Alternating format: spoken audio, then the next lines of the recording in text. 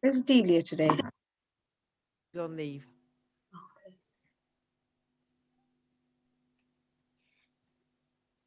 So, yes, we're now live. Thank you.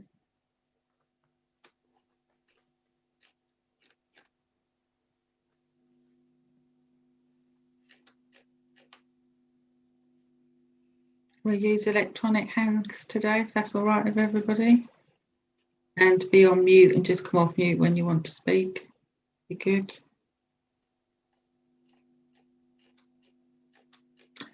Okay, I make it 7:30. So I will start the meeting. Welcome, councillors and residents listening at home to Bletchley and Fenny Stratford Town Council's full council meeting. Thank you for joining us this evening. So we will start the agenda with apologies for absence. I have apologies from councillors Graham, Ely, Rohim, Hewitt, McDonald and Hume. Okay, thank you. Item 2, for members to declare any interests on the agenda tonight. Okay, I don't see any hands raised. Item 3, to approve the minutes from the previous meeting. I have the previous meeting as Thursday the 22nd of April. So we will do page 1, page 2, and page 3. Anybody has anything? Okay, I shall approve those minutes as being correct. Okay, we will now move on to minutes from committees, but I don't believe there has been any. Is that correct? No, because the last meeting was last Thursday. Yeah, okay. Item 5 is public speaking. Have we had any requests for public speaking? No, not this evening, Chair. Okay, thank you. Now we'll move on to item 6, which is to receive a presentation regarding public realm improvements. And I understand we have Diane Webber and Paul Hammond, and I think we were meant to have Oliver as well. That's lovely. Perfect timing. Okay, so I shall hand over to you guys. Lovely, thanks, Chair. I'm Diane Weather from Hyas Associates. I'm working with Milton Keynes Council and the Town Improvement Project, which is one of the funded projects within the Town Deal. That first of all, excellent. Okay, let me just want to share my screen then. Okay, well, you can bring the screen sharing in later, Diane. Okay, that's fine. Yeah, so good evening, everyone. My name's Oliver Mitten. I'm Deputy Director of Public Health for Milton Keynes. And I've been asked to say a few words tonight really about health in the public realm. And I really want you to take 2 things away from this tonight. I want you to be excited about the potential for what we do in terms of regeneration, what you choose to do in terms of regeneration, and what that means for people's health in Bletchley. And I want you to go away from this with a better understanding of how this development can improve people's health. So we're going to talk about 3 things. I'm going to talk a bit about the health challenges we face in this area, and then I'm going to move on to talk about public realm and health and some of the design changes and how they potentially impact on my life and everyone's life has really been around one particular epidemic, COVID. But I think as we look forward and we look across our lives in general, the big epidemic that's really going to impact on people's health in a big way would be classed as having overweight and having obesity in midlife for the rest of their life. So quite profound impacts at an individual level. A range of conditions. It's now the leading contributor to cancer in this country, surpassed tobacco. And again, just bringing this back to Bletchley. So each year in Bletchley, we'll be seeing around 300 new diagnoses of type 2 diabetes. Many of those profound effects on the individual level, not just in terms of health, but in terms of life chances. Yes, we're talking about 10% of NHS costs, profound impacts to wider society. We're talking about real opportunity, because what interests me, what I think the challenge and interesting question is what we do as a society to tackle and respond to these problems. And a very, very high level, we can do two things. We can look at this as an individual thing, and we do tailored approaches around advice, education, weight management, or we can do other things, or it's maybe not, or it's an and. We can think about shaping the environment in which we live to create the opportunities for people to be active and to eat well. And our challenge really as a society, if we want to really serious about tackling obesity, then we need to do much more in the latter space. We need to do both, but we certainly need to do much, much more in the latter space. And it's this latter space in terms of shaping the environment where we've got much more scope for really impacting people's health and well-being. So that's why I think this is a really exciting opportunity for you as councillors, because we can, the choices we make, or choices you make, will shape people's behaviours, and that can have a positive. Now start thinking about the public realm and health in particular. So if we just bring up my first slide, lovely. So when I'm thinking about public realm and how it impacts on health, I'm thinking physical activity and its relationship to obesity. So that's the big one. And when I'm talking about physical activity, I'm not so much thinking about cycling. Walking is the big one there, because walking is a much underappreciated and undervalued activity for everyone's health. Very accessible activity, but really important for health and undervalued. Injuries, I think, probably speaks for itself. Air pollution is something we hear a lot about these days. In Milton Keynes, 90 deaths a year attributed to air pollution. Noise is something we don't talk about so much, but again, probably not so well understood, but potentially significant impacts, particularly on people's sleep and their stress levels, the stress hormone cortisol, and how that impacts on people's health. But the other one I think here is really key is social interaction. So last year, we've heard a lot about loneliness and as a result of isolation from COVID. And the more we pick into sort of social connections and loneliness, the more we understand its critical importance for people's health, not just their mental health, but also their physical health as well. And there's some lovely studies, I think actually from America, where they've looked at streets. And if you live on a noisy street, a busy street with lots of cars, you don't have the same number or quality of interactions with your neighbours. And those kind of social connections, that social glue, or what scientists sometimes call social capital, really critical for people's health. So when we're sort of designing spaces, or you know, we can design public spaces to enable interactions, or we can design spaces, or we have major roads that kind of cut people off or create severance and hinder those social interactions. So those dimensions are really key. And if we just move on to the next slide. So what I want to do is sort of think about breaking this down to the next level, what kind of changes we can make to really sort of think about embedding health in design. So when I was in Hertfordshire, an approach we used was the Healthy Streets approach and the Healthy Streets indicators. And this is a tool we were trying to get our designers to take away and use to very systematically think about public spaces and streets, to start designing them in a way to put people at the centre of those places and their health at the centre of those places.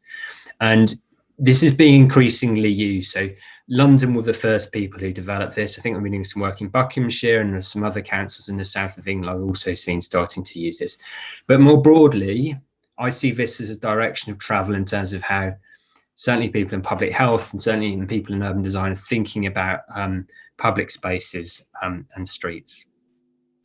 So I want you now to think about Queensway. I'm going to read through these items, and I want you just to imagine Queensway and think about how you would assess Queensway on these different dimensions as I read through them, but also think about the potential for changing Queensway and its scope for doing more in this space. So having pedestrians from all walks of life, all ages, all different ethnic groups, people choosing to walk, cycle and use public transport, and maybe not just think about yourself, but think about younger children and older adults and how easy it would be for them to do those activities and how safe they would feel. Crossing the road, not just how easy is it for you to cross the road, but an older person or a younger child. Shade and shelter, really critical for creating the sort of feelings of a nicer, more amenable environment, particularly for people at extremes of ages. and similarly, places to stop and rest. Not too noisy. So noise matters partly because of how I was talking about noise and its impact on health, but it also matters in terms of, will people naturally want to congregate and have a conversation and interact? It's a very good test. People feeling safe. And you can see how these start to play into a variety of these different dimensions that I was talking about and how they kind of interact. It's not just physical activity, it's the interactions, it's the injuries, etc. Things to see and do. And again, not just for you, but thinking of people of different ages and different backgrounds. People feel relaxed and having clean air. So those are the dimensions that are part of this. And as I say, we'd get the designers to systematically go through these and try and make changes to improve against these indicators. And if we just move on to the next slide, thank you. So Diane's going to talk about this more. There will be a spectrum of things you can do. There will be options and choices to make. And here I sort of see these outlined to me some of the good design principles in terms of making a street healthier. I would say these are perhaps at the softer, easier end of what is achievable or best for health, but I think there's still valuable changes to make. I'm just going to pick on a couple. So if we look at that picture in the top left, we can see a few things there. We can see how they've designed the road space to be narrower, which helps slow the speed of cars down, reducing noise, making the road easier to cross. There's a natural gap in the middle of the road, again, making it easier to cross. By reducing the road space and increasing the pavement space, there's more space for people to walk and to feel relaxed. They've put some seating in there so people can naturally socialize, and they have places to rest, as I say, and also shelter in the form of trees. A different approach, if we look at the bottom left corner, so we can see something there called filtered permeability. Walkers, cyclists, smaller motor vehicles can go through, but not the bigger motor vehicles, but also some other subtle changes. So the road angles have been changed to slow down the speed at which vehicles or cyclists would go around those corners, which makes it easier for pedestrians to cross that space. And other little things like lifting up the road surface so it meets the pavement surface, much easier for parents with buggies or for people in a wheelchair. So again, getting at this dimension around easy to walk and safe for people of different backgrounds. So I will pause there, but I hope that's given you a sort of sense as to why I'm excited about this as a development opportunity and its impact on people's health. And I hope you're getting some sense of that now. And I hope that's also given you a better understanding of some of the scope with this scheme to really start thinking about this design and how it can impact on people's health. Thank you. That's great. Thanks very much, Oliver. As Oliver said, what we're here to talk about tonight is to try to sort of get your thoughts really on the sort of scope of work that could be done, particularly in Queensway, using some of the town deal funding that's been awarded. I'm going to run through some slides. They are quite wordy. Jill has got a copy of them and we'll circulate them, and there'll be a bit more time over the coming few days after the meeting for you to have a look at them and send some thoughts through. But essentially, I'm just going to run through some slides, give you a bit of background, and then sort of set out the kind of high level scope for potential improvements. And then hopefully we will have time for a discussion at the end of that. So you'll all be aware that by now, hopefully, that there's a town deal offer has been made of around £23 million for the Fletching and Fenny Stratford area. One of the projects that was put forward was public realm improvements for Queensway and for Fenny Stratford. And the bid talks about improving the appearance, the attractiveness, the safety and usability of those key areas. The council and the town deal board have until the 24th of May, so not a lot of time, to put together some further information for the government in terms of what these public realm improvements might entail, because obviously that they've not been developed yet. There's a lot more work to be done on them, but the government is keen to understand the broad scope and timescale and how what's going to be delivered and when. And that's really the purpose in being with you tonight, is to get your views as a town council as to what should be included within that broad scope. Some of the ideas that were submitted last year in the investment plan for the area, as I say, was talking about improving the appearance and attractiveness and safety of the area. There was also looking at creating a regular heritage market to sort of really play on and emphasise that heritage legacy of Bletchley Park, and bringing some of that into Bletchley is partly trying to encourage more visitors to come in. As well as the Public Realm Improvement Project, which has 2 million in the pot at the moment, there's also the Revolving Development Fund, which could potentially contribute to sort of purchase and redevelopment of buildings, and that's got £8.91 million in it at the moment. So it's not just the Public Realm funding that could be put to use to undertake improvements within the area. There are other elements of the town deal funding that could be allocated to it. And as we said previously as well, the town deal funding is really just the start of the process. And we see it hopefully as a catalyst for attracting further investment. So hopefully at the end of the day, there will be more investment available to achieve this. So I'm briefly going to run through a bit of a reminder of some of the challenges and opportunities in terms of public realm that came out of the work that was done last year with the survey and some of the engagements leading up to the submission of the bid for the town deal. A few thoughts about the changing high street. As Oliver's referred to, the effects of COVID and the pandemic have been widespread on everyone's lives. That there's been, you can't fail to notice the impact it's having on retail and town centres and high streets across the country. So a few thoughts really about where the high street's going as we respond to the effects of the pandemic and how it might have changed the way people use their local areas.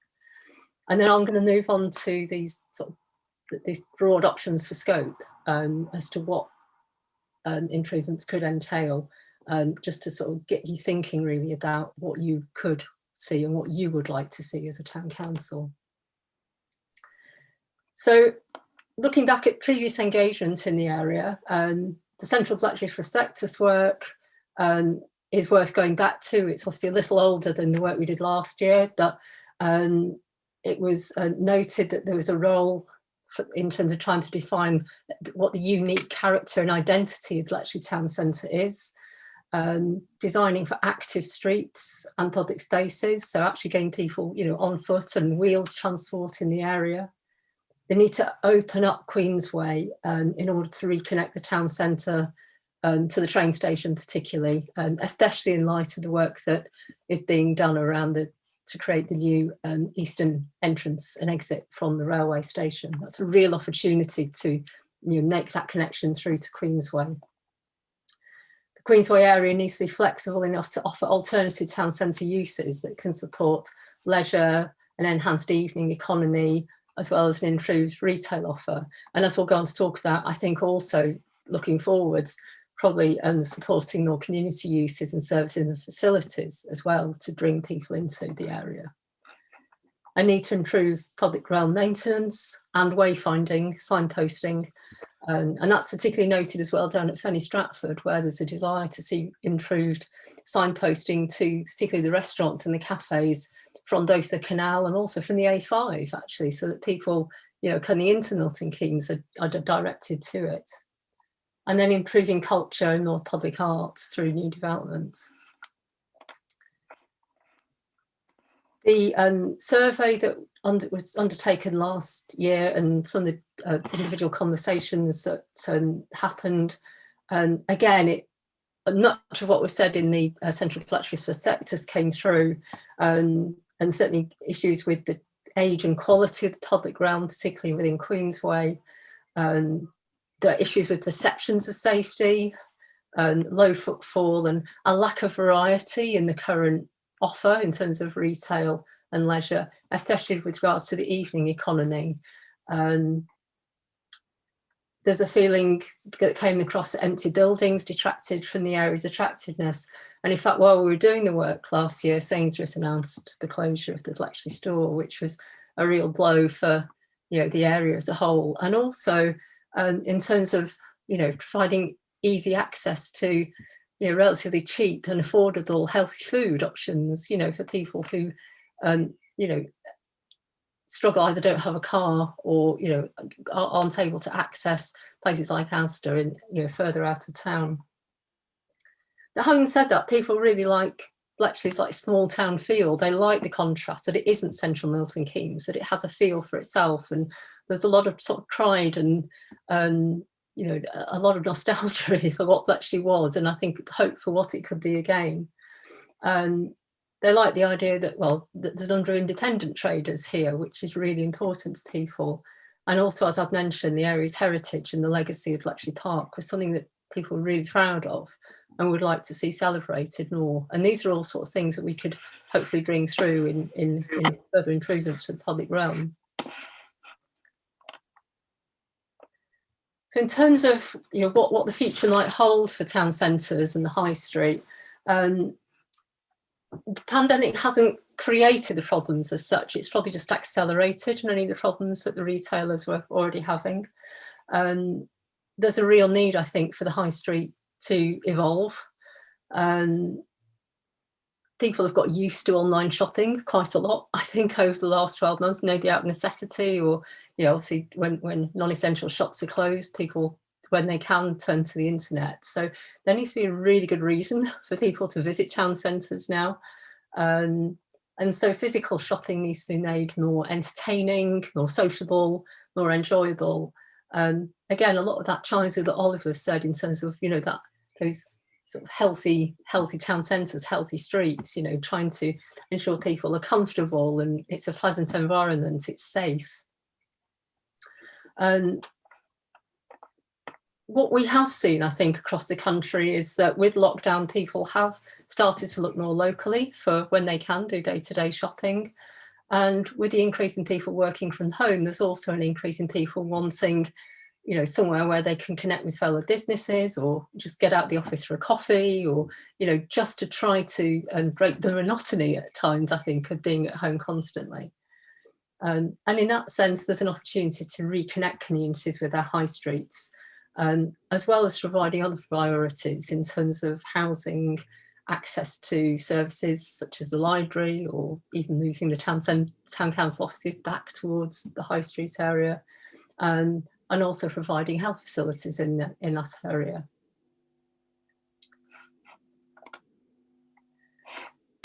So these two diagrams are actually quite similar to, very similar issues to the diagram that Oliver showed in terms of healthy streets, and particularly that what makes a livable city for everyone, a city or town. So you've got social connection, you know, it's a place where people can come together and meet their friends and neighbours. It has most of what you need just a short walk away. You know, it's relatively local to people, and it's a place where local people do want to go to and they can walk to or cycle to, or rather than having to get in the car and drive somewhere else. It has roots and celebrates its unique character. Well, that comes across with the heritage that comes with Bletchley and the desire to celebrate that. It's easy for everyone to move around healthily in. So again, it's trying to take, in a way, the car out of the picture to a degree within that sort of central area, and enabling people to move around on foot or on wheeled transport as much as they want to. And it has clean air and green space for all to live and play in. And that only enhances the area's attractiveness as somewhere for people to sort of sit around and meet. Sorry, I'm flicking from, there we go. So the really important bit really is the scope, timescale and approach for public realm improvements. What I'm going to show you in the next slide is kind of three high level kind of options really. These aren't fixed options. I'm just trying to demonstrate that you could do a range of things here. That depending on what range you go with, it has implications of how quickly it can be done and how much it will cost ultimately. And and what those outcomes will be in terms of what we're trying to deliver here. So it's trying to think through all the, every decision has consequences, really. And whatever scope is sort of chosen at the end of the day, or how we wish to proceed, the detail will still need to be worked out over the next probably sort of 8, 10 to 12 months in terms of the preparation of the business case for the spending of the Town Deal Fund. So there'll be a lot more work around further consultation that they need for permissions and consents, maybe some traffic orders or something like that, if, say, there was a view that there was Queensway could be pedestrianised. So there's all sorts of other requirements and legislative decisions that would need to be taken. There's also, I think, a need for Bletchley to have a clear vision for its future identity, and with that, a strategy to actually ensure that this is achieved. We've obviously currently got your emerging work on the neighbourhood plan. The council, on its own part, is starting work on the design framework STD for Centre of Bletchley. I mean, in an ideal world, we might have those in place now, but we don't. That I think the timescale for producing these means that if there's a view that we ought to just get on and do something quickly, they're unlikely to influence that. But if it's felt that it's better to sort of wait and get all our ducks in a row in terms of understanding where Bletchley's going, then they will have a role in helping to set the strategy and ensuring we do things comprehensively. So apologies for this rather scary slide, but I'll try to explain it. So going from left to right, there's 3 broad levels of scope of what could be done in terms of public realm improvements. And as we go from left to right, there's an increasing level of intervention and kind of structural change in terms of redevelopment. So the second column essentially, but the first one is looking really at what many of us would think of that public realm improvement. So it's improving the street furniture, maybe more planting, addressing some of the signs and signage issues in the area, and trying to create the space for markets and events. You obviously have the bandstand and things like that, but not changing anything else. So we wouldn't be looking at taking cars out of Queensway, no redevelopment of buildings. It's very much just working with what you've got and making it cleaner, tidier, and look nicer, basically. So that could be done quite quickly once the business case is worked up. And in terms of the outcomes, it would address those issues of quality that people have raised. That it may be that if down the line some further changes were undertaken, say to try to open up that access to Queensway from the railway station, you might find you'd then have to do some further work to sort of either rip up some of the stuff you've done or put things back. So moving a bit further along, another way of looking at the potential scope for work could be to say, well, let's look at how the traffic flows work, and could it be that we could look to take the cars out of Queensway and pedestrianise the whole area? It's a really wide space, and that together with new street furniture and new planting would provide opportunities to really open up that space for more places where people could meet outdoors, dining, enhancing the nighttime economy, more spaces for events and a market or something like that. And I think that's something, again, in terms of our experience with the pandemic over the last 12 months and going forward, there is the emphasis on being outside, generally being safer than being indoors. So if you could create a more attractive and more usable outdoor area, then that may be a way of actually bringing people in. And we would anticipate that if you were to take the cars out of Queensway and obviously lose all that parking, we know already there's issues around car parking, so that would have to be looking at alternative provision of car parking on the edge of or very close to the town centre would have to be part and parcel of this kind of option, I would anticipate. And for that reason, you're looking at a sort of a more medium-term approach. Now, I should have said in terms of timescale, the Town Deal Fund ideally is looking to be spent within the next 5 years. So I would suggest short term is probably within the next 1 to 2 years, maybe. I think it's a medium term, probably 2 to 3 years, and then long term 3 to 5, just to give you a feel for that timescale. But this second sort of broad scope of work, you could create a unique identity for Bletchley. It's as a pedestrianised town centre, which you don't actually have in Stony Stratford or Wolverton. It would be quite unique in the area. It creates an attractive, safe place for pedestrians. And you could see increased footfall, more visitors, and actually more dwell time. And dwell time is where people spend longer in the space and hopefully spend more money. So they come and they might enjoy the space a bit more. And then moving to the third sort of level of intervention here, which is much more the bigger option, which is kind of the structural change, where it would be a question of seeing how you could open up Queensway so you can take advantage of the new eastern access to the railway station. To do this, we would anticipate you would use money from the Revolving Development Fund. So it could essentially look, you'd need to probably purchase and redevelop or demolish part of the Brunel Centre to create that vista, that view down from the station down to Queensway. And it's likely that could be undertaken in conjunction with pedestrianisation to really fulfil, a whole new identity for Bletchley. You could also look at reusing and redeveloping some of the existing empty buildings, bringing in those community uses and other functions to again diversify the offer within the town centre, and hopefully that therefore bring more people in. The nature of this obviously is more complicated. There's more decisions that would need to be taken and more clinicians that would need to be in place.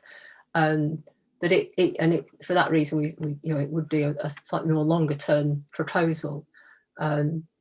But one thing I should say is, whilst I'm sure the government would like money to be spent very quickly to get some quick wins for their Town Deal funding, there is no imperative at the moment from the board and the Milton Keynes Council to do this. I think the view is very much that what's right we need to go forward with what's right for the area, not just to spend money quickly just to be seen to doing something. So I hope that was, I tried to get across, there aren't definite proposals, there's not plans in place. It's really just trying to get a feel from yourselves as to what scale of work you think should be considered for Bletchley as part of the public realm improvements.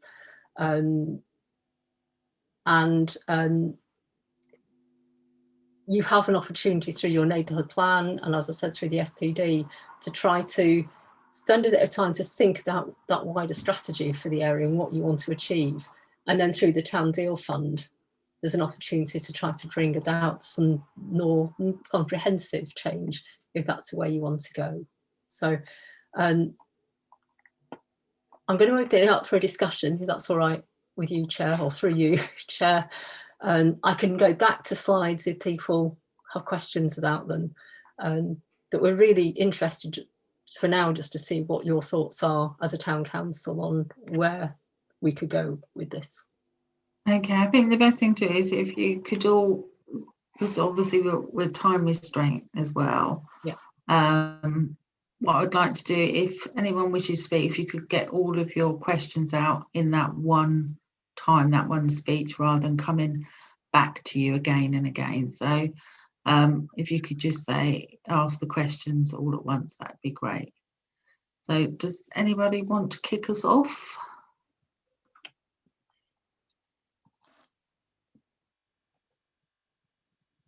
Okay, don't jump all at once. Yes. I think I'll start. I think what you've laid out to us is really good. Obviously, we've got a lot of issues within Queensway because a lot of it is owned by lots of different people.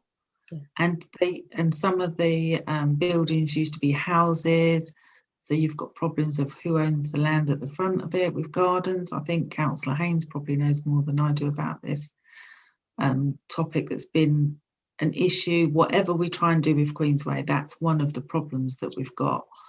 And if you look down Queensway, all the buildings are different ages, different types. So I like the fact that you were on about mentioning that, you know, that there would be provision to maybe compulsory buy some of these to improve the area. That would be well worth. I'm not completely sold on the pedestrianisation, to be fair. I think at the moment we've got not one thing or the other.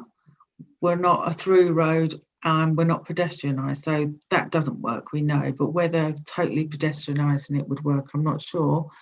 I think people like to go through a town, but I'm open to suggestions on that. But I do like the long-term vision that you've got. I think that should be the main focus. I'm not quite so keen on us doing things piecemeal and bit by bit. I'd rather focus on the overall goal, and I like the last option, the long-term one. Thank you. That's sort of my view. Does any councillors wish to speak and give their view? I've had my hand up. I've got my hand up Sorry, as well, Amy. Angie. Oh, shall I Yeah. stop sharing my screen? Would that be easier? Yeah. You can Yeah. see It would be everyone. easier, Sorry. yeah. Are you using your are you got your electronic hands up, have you? Yeah, I have, yeah. Yeah, so have I. Okay. Why can't I see their electronic hands? You've only got Got one. the- Have you got the participant list down the left-hand side of your screen? Yeah, I have got the Okay. participants list. Um, Okay, so I'll go with Ron first. Yeah, Ron, Ron. if you want to kick off. Yeah, thanks, Chair. Yeah, as the Chair said, you know, it's the ownership of some of these buildings. It took 4.5 years because they wanted to turn some into flats, and it took 4.5 years to find out who owned it. And when they found out who owned it, the people that owned it didn't even know they owned it. But obviously they got through that, and we've got the flats there. And as for pedestrianising the town centre, I think the ones I've looked at and the people I've spoken to elsewhere, they say it kills the town. And if you want to open the bottom end of Queensway, it's pointless having it pedestrianised. So, and also what I did like is the idea of safe crossings. I know we're in desperate need of a couple of safe crossings, at least in Queensway, one across the Queensway and one on its way to the library.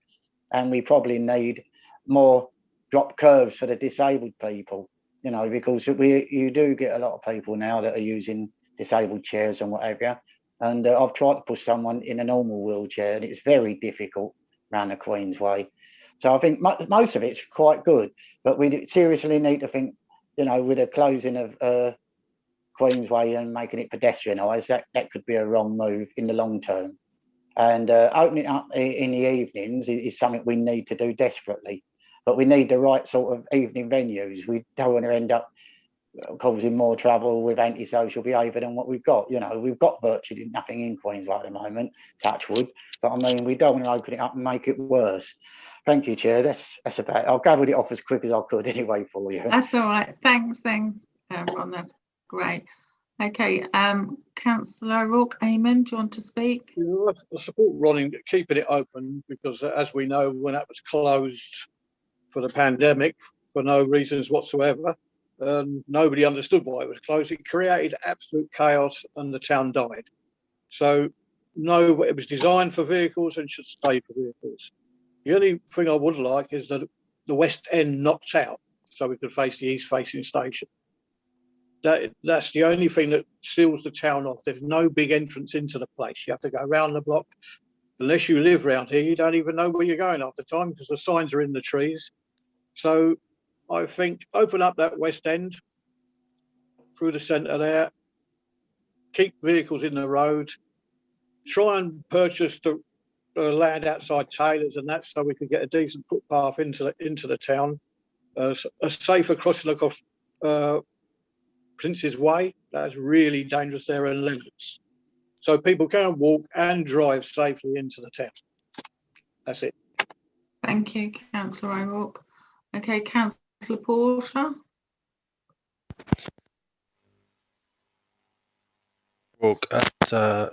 Councillor Hayne has said, I think one of the things that is important to take into consideration is that cars are mostly going to be electric soon, and in terms of noise and in terms of clean air, that's something that's very much going to be the future of transport in this country. And I don't know whether it's just me, but you're breaking up, Sean. I can't hear you. Can't hear you at all. Is it just me or is it everybody? No, it's Sean's microphone. I think. Sean, we can't hear you.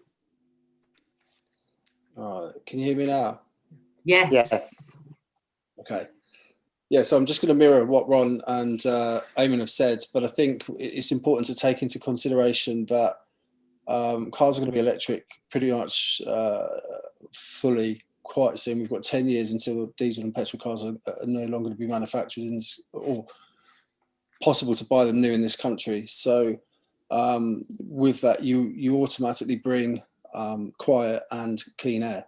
And that will happen to, which already happening to public transport in this area as well. But I think it's really important to open up that what was a broken link by the Brunel Centre, which killed the high street, and reconnect with I guess you could say West Bletchley, so that it's much more accessible for people. That's it. Okay, thank you, Councillor Porter. Councillor Terry Stevens. Thank you, Chair. Yeah, again, I reiterate that what the fellow councillors have said is opening up Queensway, possibly having a single line of traffic down there. The nighttime economy is not very good, and as we know, there's plans to build more houses up the top end there. So we need to attract sort of those sort of people to come down through town. Maybe join up Fenny a bit more with Bletchley town centre. You know, people coming off the canals. Always a nice walk down there through Fenny and up through Bletchley. I think sometimes it's a bit sort of siloed, where you could put a nice path up through there. Totally agree with the crossings in Queensway. Sometimes you feel like Frogger going across the Queensway, whether they're knocked over, and the curbs, but. Absolutely, I think it's a really good opportunity, especially with the green spaces with Leon Rec as well. We could open up a bit more with the work that's going on there as well. So I think it's a really interesting and exciting prospect. And thanks for the presentation; it was really good. Okay, thank you, Councillor Stevens. Councillor Kelly Wilson. Thank you. I know that some of my fellow councillors have shared some opinions this evening on what we should do. I don't really know that there is a strategy for what Bletchley is supposed to be, or what it is now. I know that there is lots of people who have an opinion of what it was, but I think in the last couple of years we've seen an outflux of all of the major multiple retailers that are based in Bletchley and Fenny Stratford, and I don't know in the short term that they're going to come back. And I think that we perhaps need to develop a new purpose for Bletchley. Now, I've seen, I've lived around in this area for 7 years, and I have seen that Fenny Stratford is very slowly becoming a centre for really good food. And it seems like it has, that we should be kind of investing in that and capitalising on that, and kind of bringing that forward. And it's got wide pavement, so actually there should be more street furniture, and people can kind of go out there and kind of get that cafe culture vibe. I still don't know where we're going with Bletchley, other than I think everyone agrees that the western side of Queensway needs to be locked down, but I still don't know what the long-term purpose is going to be. Now, I've listened to many residents, and they've said, that they want a market back, but it feels that the markets that we have are replicating the things that the products that low-cost / discount stores in Bletchley are doing. So they're not doing very well. So for me, I think we've got to find a purpose for the market. I was really enthused by the specialist market that was going to go ahead around vegan market. I'm not a vegan, but I think bringing a specialist market in like that to Bletchley, which will bring people into Bletchley, which is bringing an offer that's not there already, is a really good thing. But I think we probably need more of a strategy for what Bletchley is going to be in the future. Okay, thank you, Councillor Kelly-Nissen. So is there anyone wishing to speak who hasn't already spoken? I don't have any electronic hands or any indications.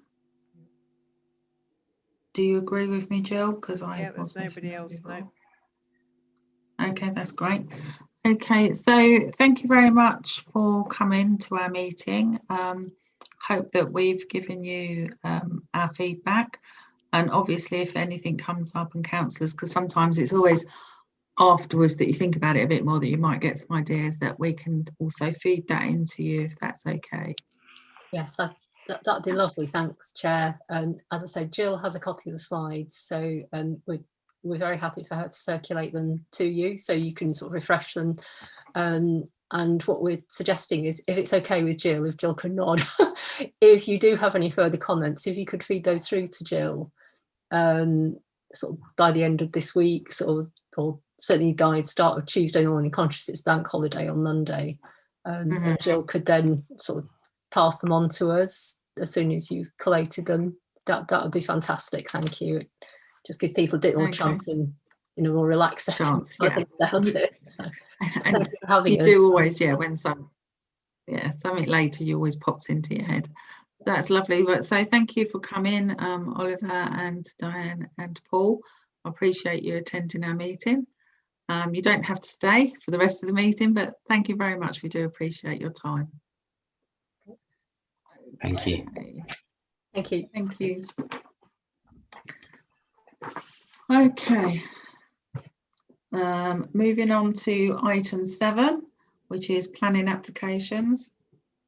Okay, so the first one is 7 Lock View, and that's also number 2, so we could look at those together. Has anybody got any comments on these ones for Lock View? Okay, so that's no comment on both of those. Moving on to number 3, which is 141 Queensway. It's retrospective planning application of change of use to a first floor 1-bedroom flat. That's above the Pizza A Go-Go for people that don't know. Yes. Okay, has anybody got any comments? No. Okay, I shall move on. Okay, the next one is 71 Duncombe Street for a 2-storey side extension, and with a single-storey extension to the rear. Anybody got any comments? I'm not seeing any. Okay, we're moving on to number 3, Sandringham Place. This is for a single-storey rear extension. Okay, and then the next one I've got is 86 Queensway. That's A-Plan Insurance as a flat above the insurance company. Yeah, so I'll turn over the page. Okay, anybody got any comments? No? Okay. So that's the end of the planning applications. We'll move on to item 8, which is grant applications. And we've got one for 5,000 towards the Fenny Poppers Festival, which is scheduled to go ahead on the 15th of August 2021.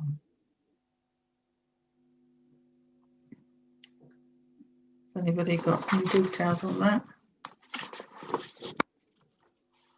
Usually a very good event and very well attended.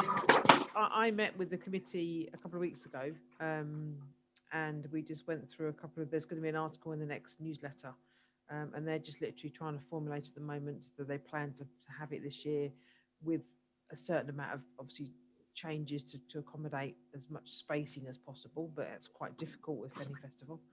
But obviously they just want to try and go ahead and plan it with our support, and we have committed some staff support as well on the day. Okay, so should we deal with the grant application first? Mhm. Yeah, and then I'll get on to the other bits. Is that all right? Because I'm quite willing, I will put this forward, what's the name, Ocean, that we give them the £5,000 for this. I'll second that, Chair. Thank you very much, Ron. Has anybody got any comments on that? If we could all move to the vote then, all those in favour of granting the 5,000?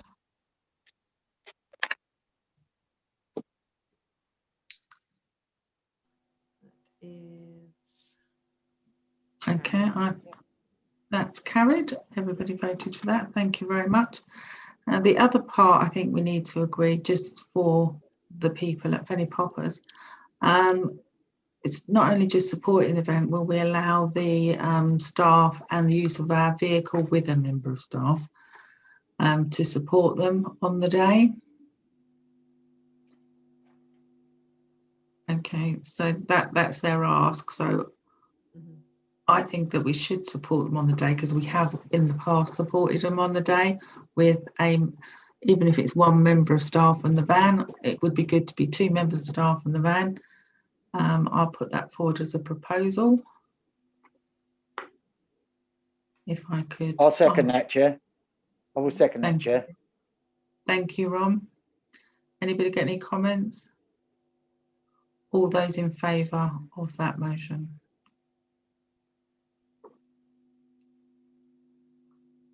Yep, that's carried. That's carried. Thank you very much. So that's all you needed for Fenny Poppers, isn't it? Yes, I believe so. Yeah. Okay, so we'll move on to item 9, to receive a report on the counselling and consider current demand situation. Okay, Jill, do you want to speak on this? I have to keep taking my glasses off because I can't see everything. If I may, Chair. Obviously the counselling started in January, and they promised to provide us with a report after the first quarter, which is included in your pack. It has become very popular. We agreed to do initially, I think 12 in the first quarter, and then 40 for the next year over the next 4 quarters. So they had quite a big influx from the middle of January, and they did do 12 residents, of which 11 were allocated. The report goes through the different types, the different genders, what their ethnicity was, what the postcodes were, and what people's issues were. So there's a number of different things. COVID obviously played a major part in a lot of these referrals, which possibly enhanced existing conditions or existing issues that people had. They have found that actually in the first week of this quarter, they had already had 12 people approach them, and that has now gone up to 15. Their asking is what should they do? Obviously, we've committed to fund 40 people every year, and the service has obviously been very well used and obviously very well needed, and it's actually a question to the town councillors to, do we have any advice as to maybe either how they should manage that queue or that list, or are we willing to do anything else to support them? Okay, so the decision is to stay as we are for 12 a quarter, or to actually allocate some more funding to it to increase what is needed for our parish. Okay, 10 a quarter this year. It was 12 just for the last one, so it's 10 a quarter. Okay, so I've got Councillor Bedford. Oh, hi. Yeah, well, clearly it's been very successful and very much needed, as Jill said. The first thing I would ask is if the clerk could go back to the counselling service and see what their capacity would be, because I think at the same time, if we say, yeah, we'd extend it to X amount of people, we don't know the capacity of the counselling service. So I think that's important. But also I would propose that we use the current budget that we've already assigned to open that budget up and see what the demand is for this quarter. So the end of April, May and June. And then that would give us a better understanding of the demand that we could potentially expect over the year.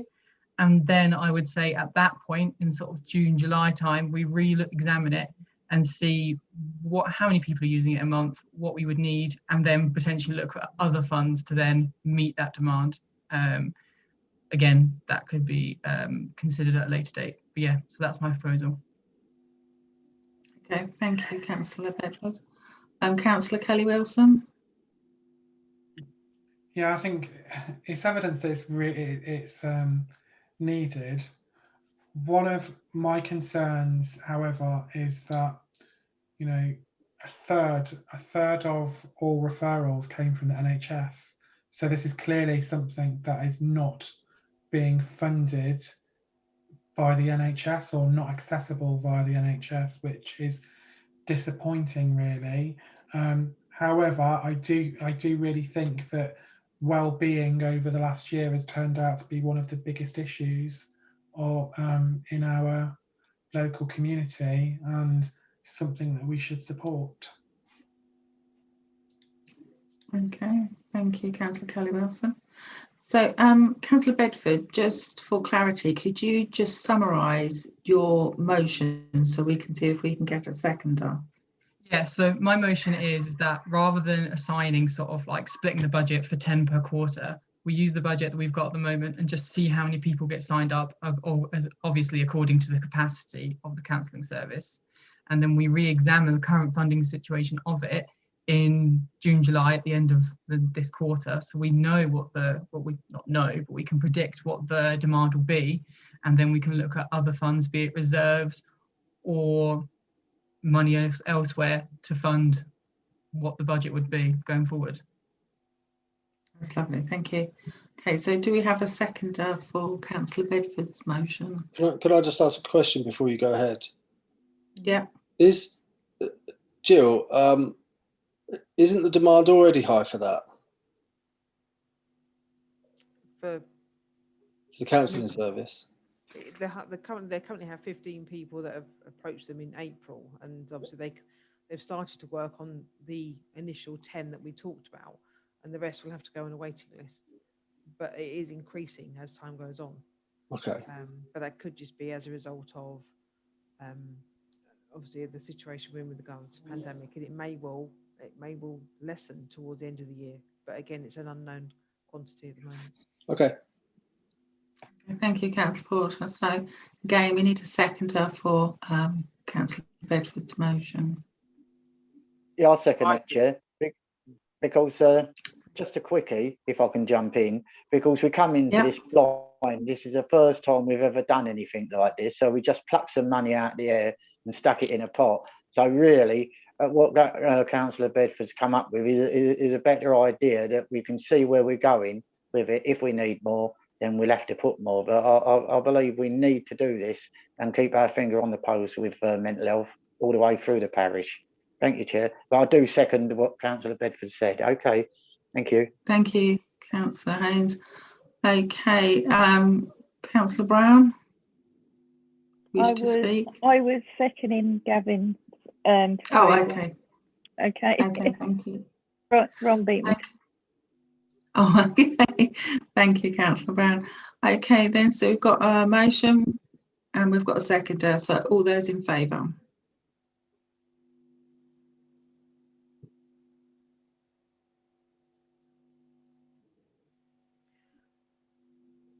Carried. Okay, so that motion is carried. Thank you, everybody. Thank you.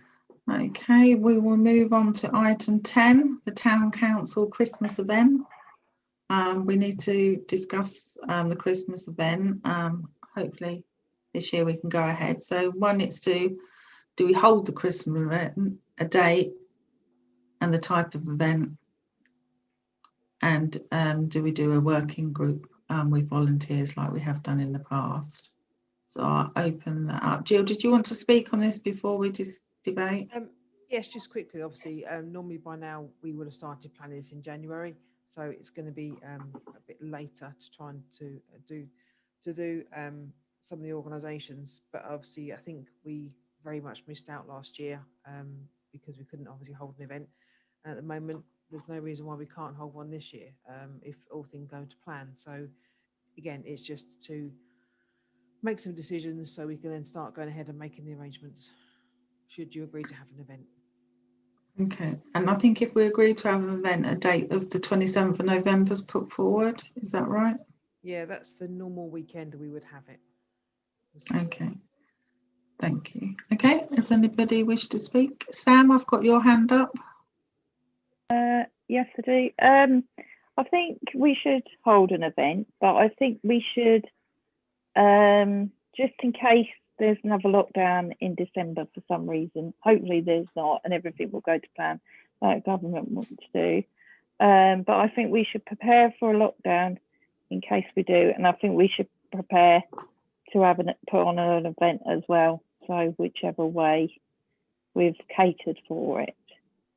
So yeah, I think we should put on an event this year, and I think it'd be good for the kids as well. So yeah, that's okay. So are you saying to have an event, but maybe slightly scaled down to normal in case we have to cancel? Is that what you're saying? Yeah, just in case, because we don't know how many they're going to be able to, you know, the jabs and everything. In case there's I know he's ordered loads, but there's still quite a big population of the world would need to be vaccinated. And I just want to be prepared in case we can't, you know, pre-plan, in case we can't hold it. And if we can, we can. So we've got a backup sort of plan. Okay, that's great. Councillor Porter. I just wanted to sort of run something alongside that. I think given the issue with the Christmas lights last year, especially in Fenny Stratford, even if we have a scaled down event or something happens and the pandemic progresses and gets even worse, which could happen, I think it would be really, really good to make sure that we at least get the visual side of things sorted. So I'd quite like to see Fenny Stratford have its lights that it could have had last year. And if it all goes to pot, then at least the place is illuminated. I just wanted to add that. Okay, thank you, Councillor Porter. Anybody else wish? I think actually just on Councillor Porter's point, Jill, correct me if I'm wrong, but the reason there wasn't many lights in Fenny Stratford was because of the lamppost issue, wasn't there? That is correct. A number of lampposts were in the process of being either replaced or repaired. And unfortunately, the timings of that work meant that we could not get the lights on up in them. Milton Keynes Council for sure. But this year we can. They finished his work. There are still some lampposts you can't put lights on because if they've got the signs on, you cannot have another sign on it. But it should be able to go back to what it was before. That's it. So we've cleared that for point up. So that should get work. So does anybody have any views on the Christmas event? Councillor O'Rourke. Yes, we've had the new lampposts put up and we haven't got signs on them, but they actually, 2 or 3 of them don't actually work and haven't worked for nearly a year now. So I shouldn't bother so they with need sorting. So they will need fixing. Have they been reported, Councillor O'Rourke, as not working? I assume they have. Yes. Okay. Might need to follow up on why they're still not done after a year. The replies I've had by emails have actually gave me numbers of properties where there's never been a lamppost out. I said number 22, but there was one not working. I said we've been to inspect the one at number 3 and it's working. Well, there's never been, you know, I've been here for 60 years and there's never been a lamppost outside number 3. So I don't know how you get it. Can I make a suggestion, Councillor O'Rourke? If you could let me know the lamppost numbers on the lampposts. There are no numbers because they're brand new. You have to give the house numbers. So it's outside number 22 and number 36. Sorry, Benny as well, but none of them have, well, not all of them have numbers on, so it's a bit difficult to tell them which ones they are. Right, okay. But it's not because will be in conversation with MKC for this year's lights. So if we could have, if people could let us know of ones they know aren't working, then we can actually go to them with one sort of list and say, you know, you've told us these are all working, but we can tell you they're not. Okay. Good idea. That'd be good. Okay. Is that okay, Councillor O'Rourke? Yeah. That'd be something to move forward. Thank you. Okay. So on the Christmas event, I'm feeling that people want it to go ahead. So shall we agree this evening to hold the event and for it to be the 27th of November? And then we previously had a working group. Do you want to have a working group again this year? I'll say a working group because that's what we've done before. So if we put together a motion now, we want to hold the event. We want on the 27th of November and to set up a working group to work with the staff to produce this event and to keep everyone updated on what's happening. Do I have a seconder?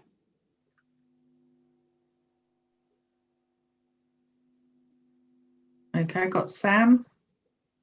And Sean. Sam, are you seconding that? That's good.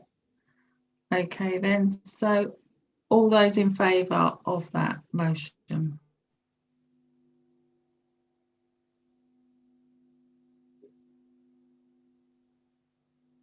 Yep. Okay, that's carried. Thank you. May I Okay, we're now at, ask if sorry. volunteers would like to email me or email. Oh, for the working group. Yeah, email Will if you want to Okay. volunteer for the working group. I think, and also could you, Jill, sorry, could you send an email to all councillors? Yep. Because there'll be councillors that will like Missing. to be on that as well, just to, not just Yep. the people tonight. Double. That's great, thank you. Okay, moving on to item 11, to note the continued arrangements for the Town Council newsletter. And we're now being asked to consider whether we allow paid advertising in the newsletter. Just a point on history, when we used to do a newsletter, The Neighbour, and went through everyone's doors, we did allow advertising in it and it was chargeable, just so you know the history of what we've done in the past. Mhm. Does anybody have any thoughts on that?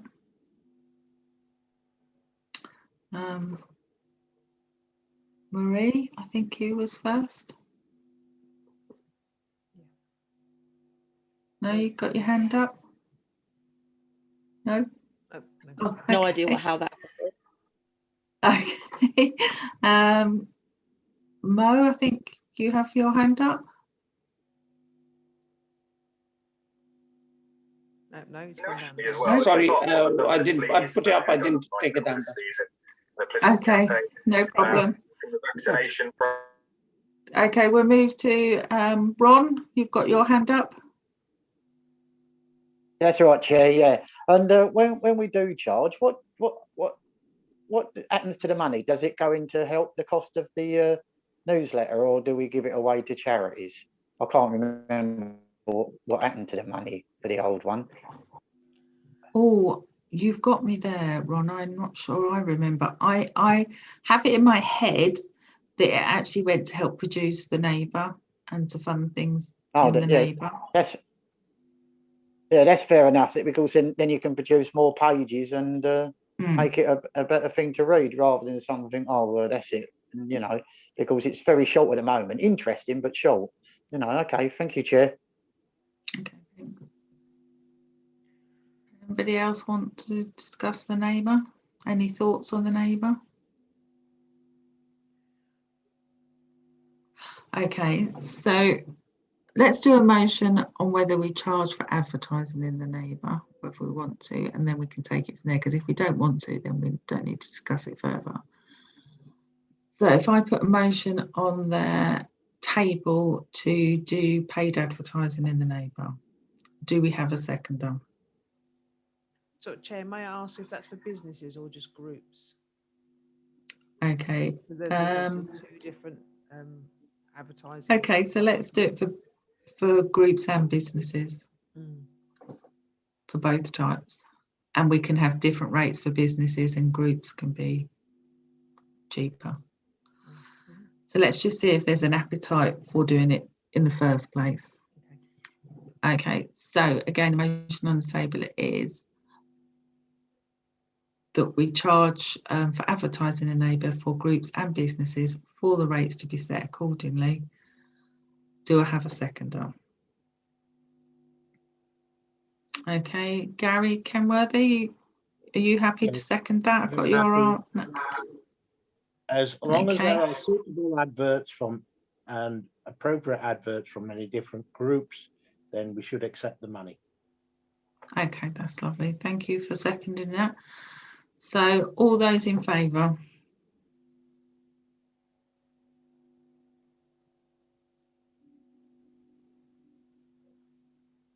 Okay, I've got that as carried. Jill, what you're going to have to do, I think, to be fair, is come back with what you would charge businesses for what size and what will you would charge community groups and what size. Yeah, we will. Yeah. Just And note then- that I was against. Okay, thank you, Marie. Yes, I can do that. We'll do some research on what the sort of costs are and what we can come back Yeah, with. okay, so that was carried by vote. Okay. Okay, the next item I've got is to receive a report from the Neighbourhood Plan Steering Group. And this is from Ed, but he's not here this evening as the He chair. gave his apologies quite late tonight. So there is one item on there, which is following the meeting we had on the 12th, was the recommendation to go with the website provider that the group had quotes from. And we would like the town council to agree that recommendation. Okay, do we, I haven't got it. How much is it going to cost? It's initially for the first year, for the initial setup, it's £1,600, and then annually it's £600 a year after that. There is a budget of £10,000 for neighbourhood plan currently. Okay, that's great. Okay. And which group have they gone with? It's a company called Aubergine, which I believe Gavin has had some experience of working with. They also do Leighton Linslade's website. They do a lot of town council websites. So they may also be a prospective candidate for our new website as well. Okay, so as that's come as a recommendation and Ed's not here, I'll put it on the table to agree to use Aubergine to do our website at a cost of £1,600 for the first year. I'll put that on the table on behalf of the steering group from Ed. Do we have a seconder?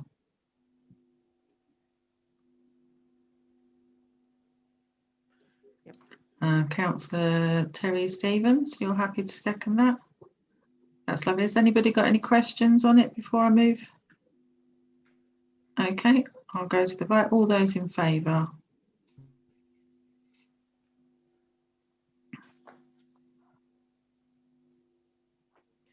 Yep, thank you. Okay, I have that as carried. Thank you. Thank you. Okay, moving on to item 13, to receive an update report from the Canal Side Forum and the MK Waterways project. Now this we've got a big report on.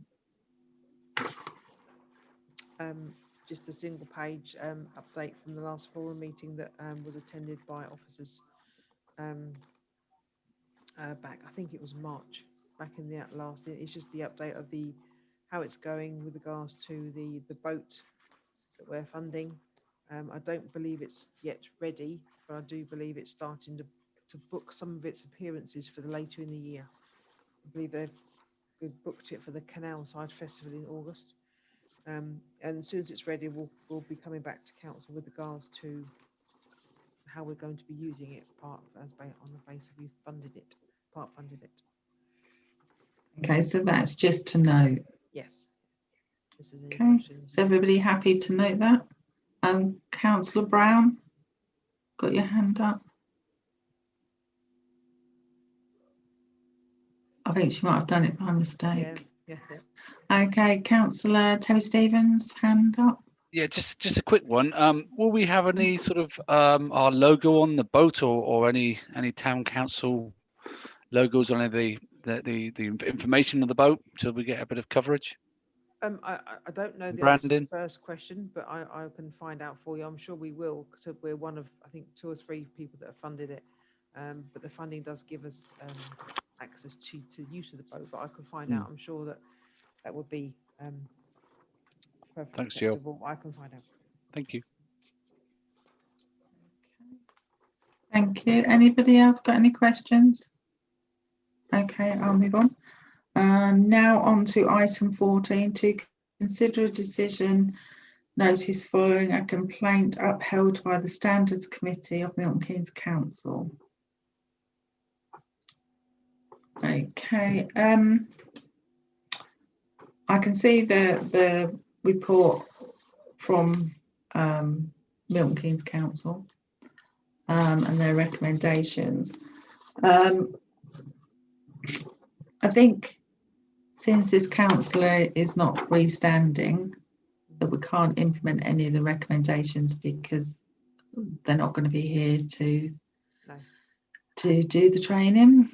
And I also know that Delia has organised some further training for all new councillors as well. So I don't know whether council want to make any decision under these circumstances. Councillor Kelly Wilson.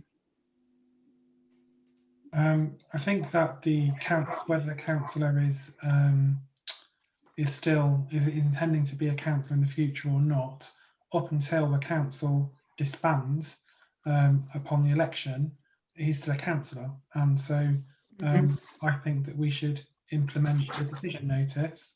And if that councillor then chooses not to give a written apology, or that councillor chooses not to elect to take the social media training, we've implemented the decision that was recommended to us by the Standards Committee. Okay.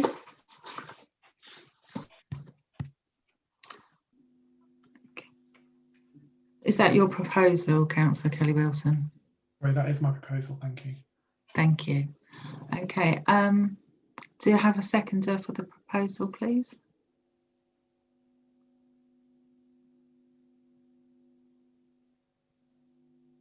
Okay, Councillor Bedford. You're happy to propose it, are you? Second it. Yeah. Okay. Thank you. So we've got that motion on the table. All those in favour?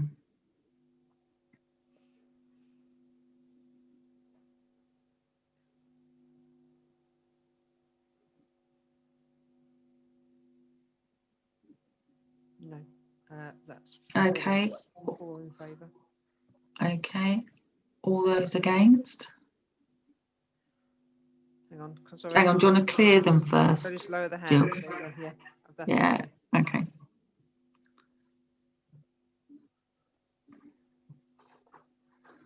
Okay. So are they all cleared? So is that I've cleared them? Is that all I've got against? I've got 3. 3 against. Okay. I'll lower them now. Okay. Okay. Anyone abstaining? So that's 1 abstention. How many is that then, Jill? I think that's it. Oh, no, it's 2 abstentions. 4, 7, 9.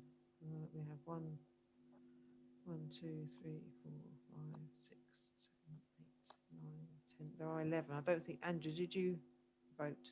I'm abstaining. Okay, abstain. That's 3. So it's just 1 that I'm missing, which I think is Aisha.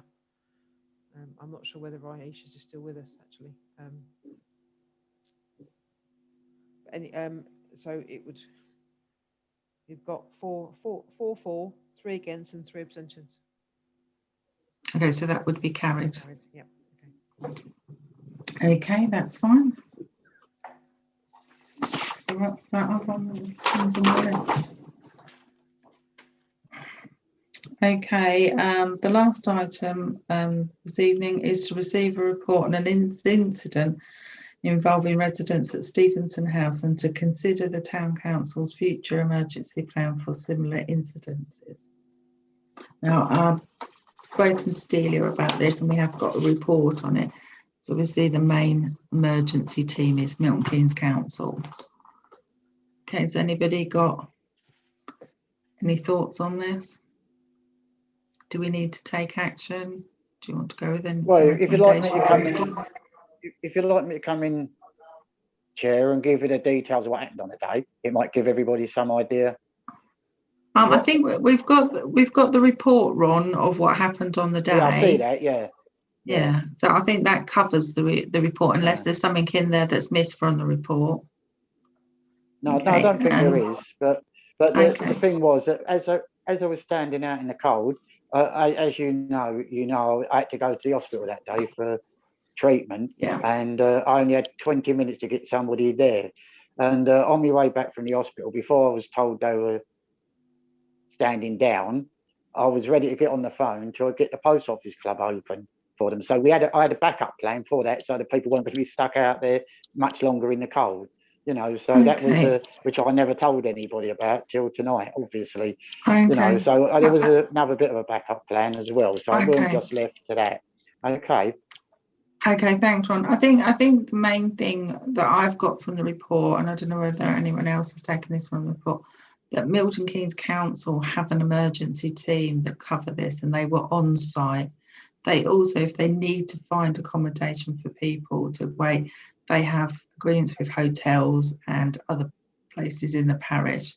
They do have it covered, but we have got the answers to the report from the clerk.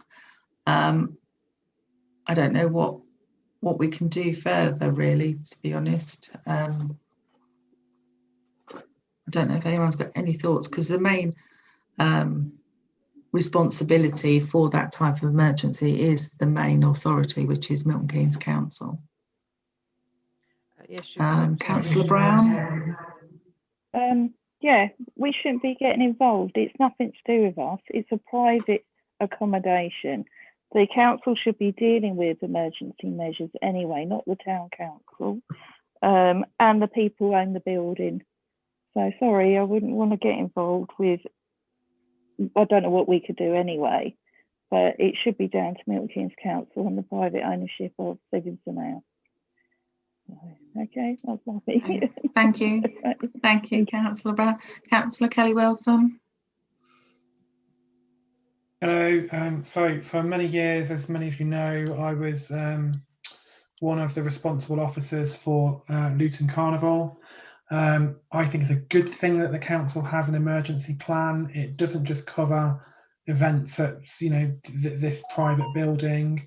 If we are doing anything like we used to do our Midsummer Madness, or we have our Christmas lights, the emergency plan tells us what we should do if there is an emergency. So it's a really good idea to have a plan. And I think in planning talk, if you fail to plan, you plan to fail. So I've gone through the document in full. I think it is a really good document and well thought through. And I think that we should adopt the Bletchley and Fenny Stratford Town Council emergency plan that's been put forward by the clerk.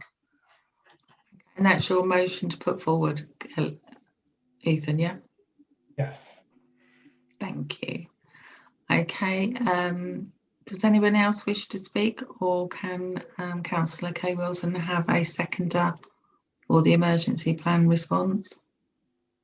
Marie is happy to second that. Are you wanting to speak, Marie?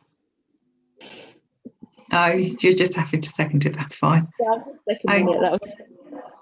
Okay, that's lovely. Okay, so we've got a motion, we've got a seconder. All those in favour of the emergency plan for Bletchley and Fenny Stratford Town Council?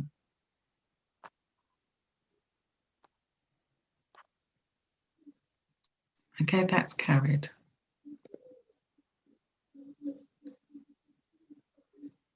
Okay. I think that's the last item on the agenda this evening. Chairman, could I speak briefly, please? Yes, of course you can. I know we don't normally have any other business, but I know both yourself and a number of other councillors, this will be the last meeting that you will be having with Bletchley and Fenny Stratford Town Council. And I know that we'll have a lot of new councillors in May, but I just think it would be really great to say on behalf of the community, thank you to all of the councillors that kind of done the last 5 years, and good luck for the future. So I'd like to propose that we do that. Good luck. Oh, that's really nice. Yeah, I'll second that, Angela. I'll second that, that's Angela. really nice. You've done a great job the years you've been here. Thank you. Thank you very much. I'm going to miss you all, miss the town council. Need to Good change. luck Need with to your, move See on. you with back your in 5 years. studies. Yeah, we started together, didn't we, Sam? Yeah, Yes, we we've did. still got 18 years, I think, this year. Will you be Yeah, Oh, there? it's been a long time. Or Will you be even there on the 19, I 13th don't of May? know. Will you be joining us Okay, on well, the thank you, 13th? everybody. Sorry, Jill. Thank you. Will you be joining us on the 13th of May to start Oh, the yeah. To hand Handover. over to handover? the new councillor. Yeah, that's apparently the protocol is that even though I've stepped down as a councillor, when the new council is formed as the previous chair, I have to come and conduct the first part of the meeting to elect the new chair. So you will see my lovely face on that day. In person. That's it. In person, because it's a new In person, because it'd be, yeah. Okay, well, thank you, everyone. I'd like to thank all the councillors and staff over the years. It's been brilliant. Good luck to everyone. Thank you. We'll bring the meeting